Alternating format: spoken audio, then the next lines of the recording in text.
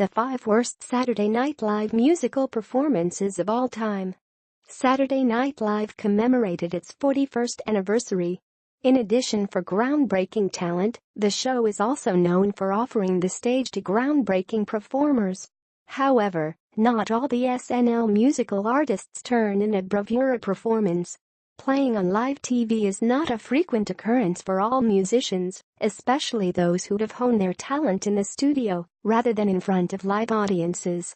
The SNL stage is also an intimate affair. Despite the show playing to millions of people around the world, the audience only consists of a few hundred people.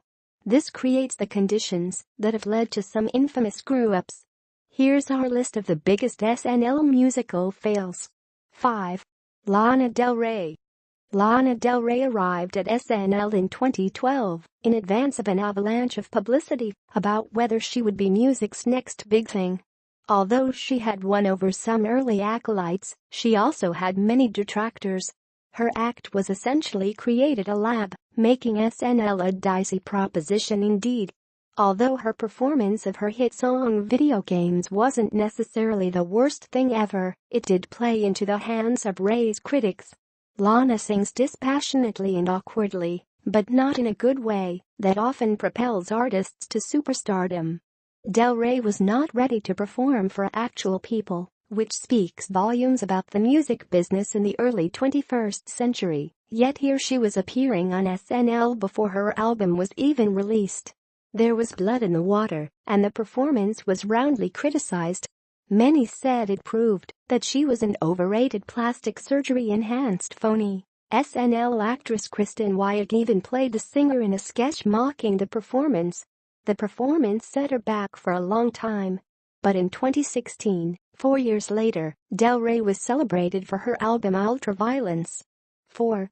Fear. We're reaching way back into the archives for this one. Hardcore band Fear showed up in 1981 in order to bring punk destruction to live television. It did not go well. The band got their fans stirred up immediately, causing them to rush the stage and proceed to destroy it like it was a 1969 hotel room booked by the Rolling Stones. The slam dancing and jumping caused a wee bit of damage to the set, somewhere between $20,000 and $500,000, according to legend. Nobody knew who Fear was at the time, but they were friends of John Belushi and there they were, performing on the Halloween show. This winds up being the most famous thing Fear has ever done. 3. Chris Gaines. Garth Brooks was a megastar in the 1990s when he decided to take his critics up on their observation that his concerts were more like rock extravaganzas than traditional country. He created an alter ego, Groan, donned a rocker wig, Groan, recorded a rock album, Groan, and insisted on failing to admit that Garth Brooks was Chris Gaines, faceplant. If you missed this episode in music history, consider yourselves lucky. Brooks was a big star though, so people tried to play along. That's how Chris Gaines got the call to perform on Saturday Night Live during the same week that Garth Brooks performed as the host. It's a mediocre performance, relying heavily on the kind of sound you experience at Friday night's #1 rated dive bar, with a singer who is singing his head off trying to make it big, but you know he will never make it big.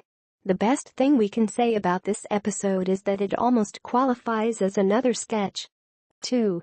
The Rolling Stones. Well, I never promised you that great artists would not be on this list. The Rolling Stones played SNL during an era when John Belushi was bringing the party with him everywhere. The Stones got smashed. By the time it was 11:30 Eastern Standard Time, Jagger had blown his voice.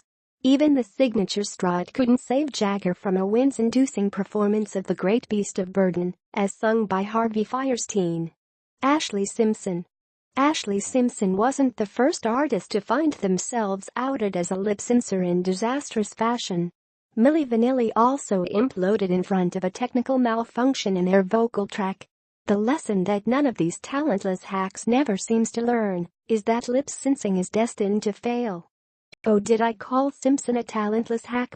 That's the most kind thing that can be said about Simpson, who grew up in the shadow of big singer Jessica Simpson. Say what you want about Big Sis, she at least had the pipes. Ashley had a studio-engineered hit, but what producers were hiding was a singer who couldn't sing. All the auto-tune available at the time could barely cover it. Still, she scored a hit and a reality show before it all came crashing down on the SNL stage. Simpson prepared to perform the hit song Pieces of Me, but her vocals started without her.